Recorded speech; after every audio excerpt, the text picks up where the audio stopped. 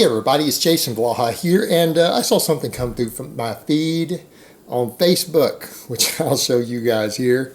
And it's a bodybuilding.com article that's telling people how they're going to gain 2 inches on their arms before spring. Now mind you, this is already February. Spring is coming pretty close. So let me put on my +5 hat of weaponsmithing, work on skilling up my crafting a little bit, and let's talk about this piece of shit article. First of all, I hope people realize that gaining 2 inches on your arms in like 2.5 months, even with anabolics, is just about impossible. Noob gains, that is borderline impossible. All right, so already what they're promising that if people read this article and run this program is already fucking stupid. In fact, the only way you're going to do this is with synthol. And the only person I see in the online fitness world selling synthol is Boston Lloyd. So actually, Boston Lloyd could actually help people have a much higher, probably 100 times higher chance of achieving this goal than this article could. All right, so there's that to consider. And again, this sort of clickbait that these people do, you know, people accuse me of clickbait. And it's like, but I don't make false promises like that. Like, I don't guarantee people results that they can't get. I don't come up with shitty programs that don't work. Now, I'll go ahead and link the article down below. But this is just mind-numbingly stupid. As you guys can see, when you look through the little 7-day split they've put up, basically, you're training arms 4 days a week. Most of your other stuff is kind of getting its own individual day on a body part split. They even got rear delts have their own day. So you got front and side delts have a separate day with your chest and everything. And then rear delts actually have their own day in there too. Amusing. But yeah, they got you training arms 4 days a week. And you guys can see there's at least 2 days in there that are purely arm days. Purely arm days. 2 days a week is a bicep and tricep day. Now, normally I would say if you want to get a muscle bigger, training it frequently is a good idea. But if you increase frequency on it, you can't do a whole lot of volume. Meaning, okay, if you wanted to train arms 4 days a week, yeah, you could throw in a couple extra sets. It might help. If you have lagging arms, it's not a terrible idea. Not a terrible idea to throw in a little more arm frequency, but most people are already training everything 2 or 3 times a week. If they know how to train correctly, that's what they're doing already. But yeah, they've got basically 2 individual bicep and tricep days that are just isolation movements for your arms. Now, at least they do have some weighted dips and some chin-ups and stuff in there on the chest and back days as arm exercises. But yeah, 2 actual days a week dedicated just to arms, and then all the rest of your body kind of thrown into 2 days and split up. Interesting. And I guess their idea is that, you know, since you're just focused on arms, that's what's going to grow the most. While kind of neglecting the fact that the big compounds actually put more on your arms and isolation movements do in novices. Because the only people who are going to make noticeable gains in 2 months on their arms are going to be novices. But all the data we've seen shows that really adding isolation movements to big compounds doesn't really do anything for novices for arm growth. That's what the data shows, guys. Lat pull downs actually do more than curls do for someone who's in the gym their first few months. That's again, I'm not going to argue with the data. I'm not saying more advanced people shouldn't be doing curls and stuff. I do curls. In fact, biceps are one of the only muscles I isolate. Actually, I think they are the only muscle I isolate. Mainly because my biceps just need extra work. And, you know, it helps keep tearing a bicep. Incline curls particularly are useful for keeping from tearing a bicep on the deadlift, and I deadlift very, very frequently. But, you know, they've got this in here, and then the training methods that they actually use, it's some downright scary shit. All right, number 1, they have you doing slow negatives, and I mean 5-second negatives, and they're claiming it produces more force. All right, guys, as I've talked to you guys in the past, the data has actually generally shown that slow negatives don't induce any more growth than just a 1-second controlled negative. And I thought that was pretty much understood, that scientifically we know that's the case. But what we do know is that slow negatives cause more soreness. And I guess if people were waking up with their arms sore every fucking day, they're going to assume they're growing. So that's what they're capitalizing on. In the very front, right up front, they have everyone doing 5-second negatives. 5-second negatives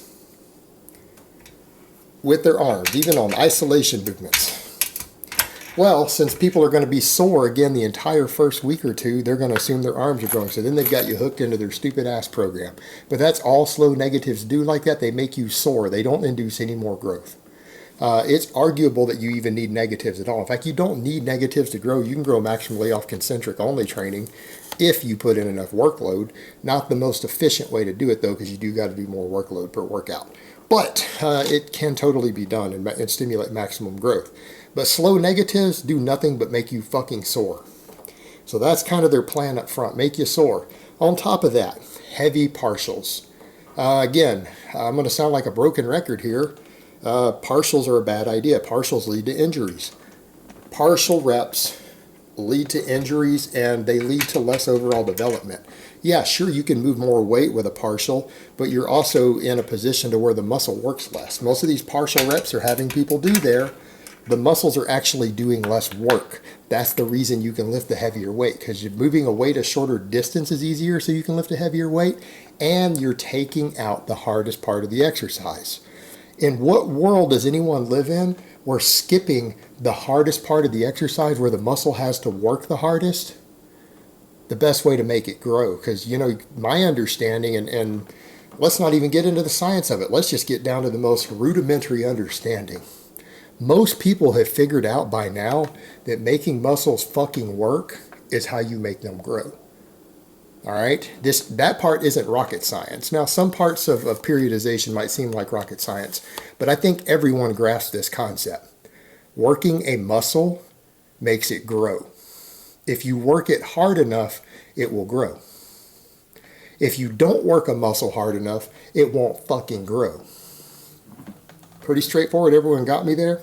So in what world does skipping the hardest part of the exercise where the muscle has to work the hardest to move a heavy weight going to make it grow? So you're using a heavier weight through the easier part of the exercise where the muscle doesn't have to work as hard to move the weight through the leverages. How the fuck is making the muscle work less hard going to make it grow faster? It can't. It doesn't. It won't. So their article has got people practicing a method which is, you know, not only potentially dangerous, but also potentially ineffective there with the partials.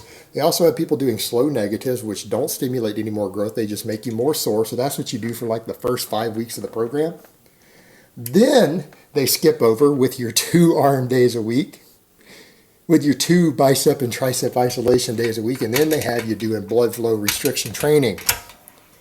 Blood flow restriction training. The big thing that came out 2 or 3 years ago. But you know what?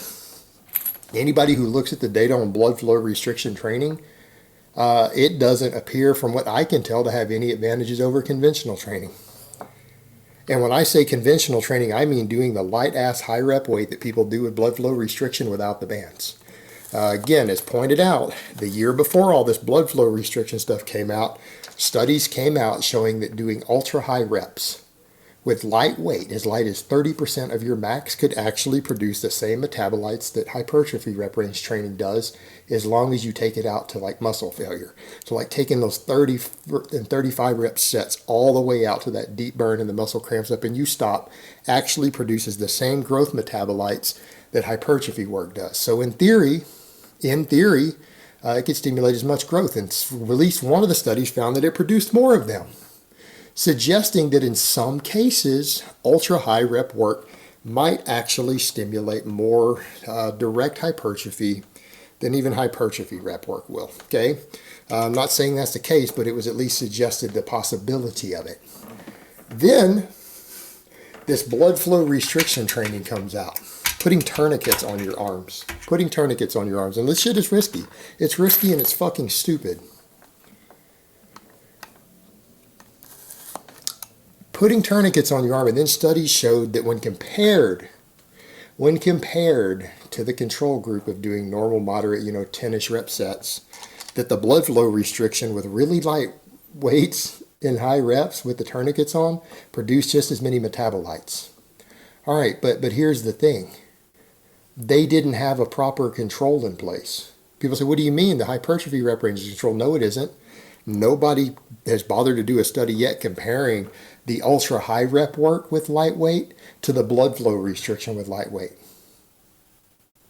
The reality is, I think they're scared to do it because it means their little project might show inferior results. You might actually find superior growth doing the ultra lightweight to failure without the bands.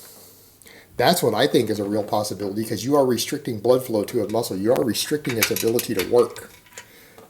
By restricting its ability to work, you might be restricting its ability to stimulate muscle growth. That's just my theory. But you know what? No one's bothered to test it. No one's actually compared the ultralight loads used in blood flow restriction to the ultralight loads without blood flow restriction, because I bet it might be superior to do it without the bands. And there's certainly no data yet giving any real reason to believe that blood flow restriction is superior in any way to normal training. Yet this article is going to suggest that people do it. And you know what? It's fucking dangerous. You're wrapping tourniquets around your arms. You're not doing so under the care of a doctor. You're doing so under the care of your fucking spotter at the gym, who's probably a brain dead fucking meathead. I'm pretty sure he doesn't know how to tell if you've just thrown a blood clot. I'm pretty sure he doesn't know how to tell if you've damaged an artery restricting it off. I'm pretty sure he's not qualified to be there to take your vitals. And you're going to put a fucking tourniquet on. This article basically just took 3 of the shittiest, trendy, bullshit movements to try to convince guys that this weird method they've come up with of combining 3 really shitty training methods that are trendy, that offer nothing over conventional training, not one benefit over normal conventional training. How about you do curls with 3 sets of 10? Why don't you come in and pick a really good curl and do 3 sets of 10 with it?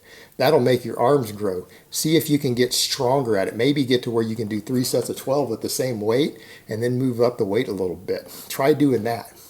That's a time-proven method to make your biceps grow. Been proven for 60 years. People have been doing it 60, 70 years successfully. It works. But no, they're going to have people do this trendy shit that doesn't have one shred of evidence suggesting it's better to conventional training, and throw it all together and tell kids that they're going to gain synthol-like gains in their arms. Not even steroid gains, because steroids won't even put usually 2 inches of muscle on your arms in that time. But synthol-like gains just from doing their shitty-ass training program. Good fucking job, bodybuilding.com. This is what I've come to expect from you. And by the way, incidentally, down at the end, they'll tell you what supplements you need to buy and spend all your money on. All right, guys, but that's really all I have to say on that today. I hope it's been informative, and I will talk to you guys next time.